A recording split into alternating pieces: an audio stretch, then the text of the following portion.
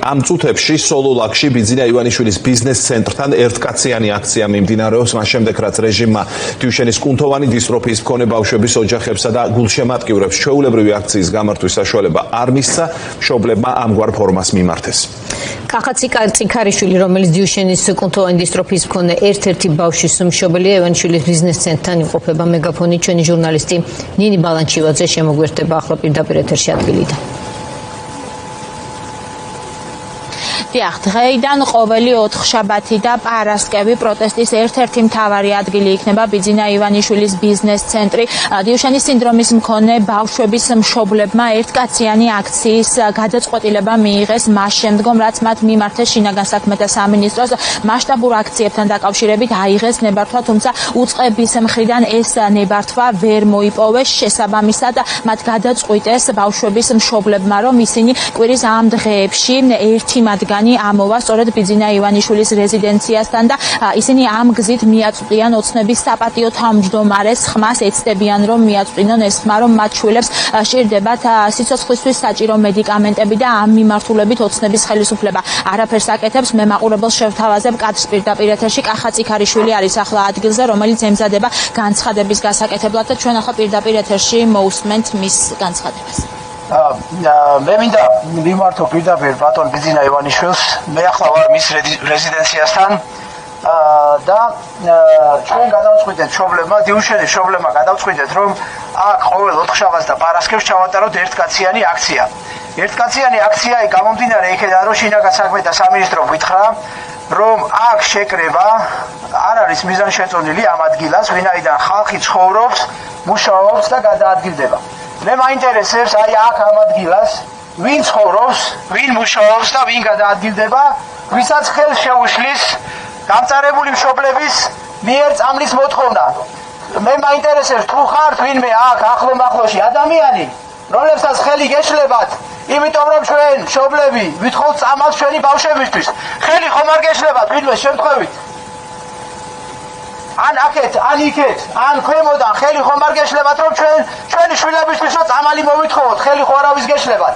იმიტომ რომ შინაგან საქმეთა სამინისტრო გითხრა, რომ აქ ხალხი ცხოვრობს, მუშაობს და გადაადგილდება და ხელი ეშლებათ, ამიტომ წადითო და აქცია სხვაგან ჩაატარეთო. შესაბამისად ჩვენ გადავწყვიტეთ, რომ აქ ერთი კაცი მოვიდეს აქ ყოველ 4 შაბათს და პარასკევს და ერთკაციანი აქცია ჩავატაროთ. მაგრამ როგორც ხედავთ, არავინ არ ცხოვრობს აქ, არავინ არ მუშაობს და არავინ არ გადაადგილდება, გარდა ბატონი ბიძინა ივანიშვილისა, რომელიც დღეს არ ვიცი, ალბათ არც არის რეზიდენციაში, მაგრამ ჩვენ მაინც მიმართავთ მას და ყოველ 4 შაბათს და პარასკევს ჩვენ აქ მოვალთ აქციის ჩასატარებლად, ერთკაციანი აქციის ჩასატარებლად. მე მინდა პირდაპირ მოგმართოთ ბატონო ბიძინა. როდესაც 2012 წელი იყო და თქვენ შევკვირდით სამართალი და სამართლიანობა. 2012 წელს თქვენ შევკვირდით, რომ აღადგენდით სამართლიანობას და ჩვენ გვექნებოდა სამართალი და თქვენ ასევე შევკვირდით, რომ გვექნებოდა მეტი სიცოცხლე და მეტი სიცოცხლე იქნებოდა ამ ქალაქში. ეხლა არის 2026 წელი და ჩვენ არ აგვაქვს არც მეტი სამართალი და არც მეტი სიცოცხლე. ჩვენ არ აგვაქვს მეტი სამართალი, ვინაიდან ჩვენი ბავშვების სიცოცხლე არის საფრთხის ქვეშ და ჩვენი ბავშვების სიცოცხლის უფლება იზღუდება.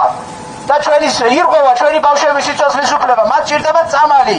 სახელმწიფოს აქვს ვალდებულება ყველაფერი გააკეთოს ჩვენი ბავშვების დასახმარებლად. და სახელმწიფო ამას არ აკეთებს და ჩვენი ბავშვების უფლება სიცოცხლეზე ირღვევა. ვინაიდან მათი სიცოცხლე ყოველ დღე მიდის უკან და უკან.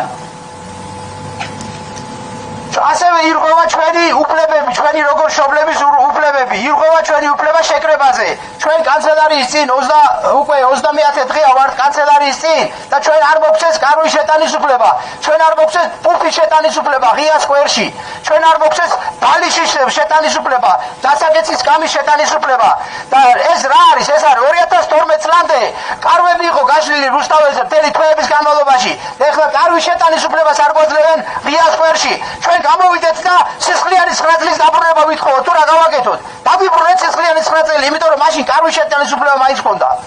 პირდაპირ ეთერში მაყურებელი უსმენდა კახა წიქარიშვილს, რომელმაც მიმართა ბიძინა ივანიშვილს დიუშენის სინდრომის მქონე ბავშვების მშობლები, ოჯახის წევრები, როგორც უკვე გითხარით, ყოველ ოთხშაბათს და პარასკევს იდგებიან აქ ბიძინა ივანიშვილის ბიზნეს ცენტრთან, თუმცა ამის გარდა უკვე ერთი თვეა, რაც ისინი იმყოფებიან ოცნების მთავრობის ადმინისტრაციასთან მთავარი მოთხოვნებით, რომ ბიძინა ივანიშვილის გუნდმა რაც შეიძლება სწრაფად მიიღოს საჭირო მედიკამენტების შემოტანასთან დაკავშირებით გადაწყვეტილება, თუმცა ჩვენ გუშინაც ვნახეთ, როგორც ირაკლი კობახიძის, ასევე მიხეილ სარჯველაძის განცხადებები, ისინი საუბრობენ, რომ თითქოს ბიუჯეტს უფრთხილდებიან, როდესაც საქმე ეხება ბავშვების სიცოცხლის გადარჩენას. გარდა ამისა, მიხეილ სარჯველაძე საუბრობს წამლების ეფექტიანობასთან დაკავშირებით და ეჭვქვეშ აყენებს ამ ყველაფერს, თუმცა ვიცით ასევე ისიც, რომ დიუშენის სინდრომის მქონე ბავშვების ოჯახის წევრებს შეხვედრა ჰქონდათ საპატრიარქოში საქართველოს კათოლიკოს პატრიარქთან შიო მესამესთან და მათგან მიიღეს სწორედ დახმარების პირობა. საზოგადოება კი ერთიანი არის, როდესაც საქმე ეხება ბავშვების ჯანმრთელობას, მათ შორის სოციალურ სივრცეში უკვე შეიქმნა პეტიცია, რომელსაც ხელს აწერენ საქართველოს მოქალაქეები და ამ პეტიციის მთავარი შინაარსი არის ის, რომ ისინი მიმართავენ ოცნების ხელისუფლებას, რომ ბიუჯეტიდან თანხა სწორედ დიუშენის სინდრომის მქონე ბავშვების და მსგავსი დაავადების მქონე ბავშვების დასახმარებლად უნდა გამოიყოს. დღეს 20-ე ღამე იქნება, რომელსაც გაათენებენ დიუშენის სინდრომის მქონე ბავშვების ოჯახის წევრები, მშობლები, ოცნების მთავრობის ადმინისტრაციასთან და ისინი მთავარი მოთხოვნებით დგანან იქ, რომ რაც შეიძლება სწრაფად უნდა მიიღოს ოცნების ხელისუფლება მათი შვილების ჯანმრთელობისთვის საჭირო მედიკამენტების ქვეყანაში შემოტანის გადაწყვეტილება. მადლობა.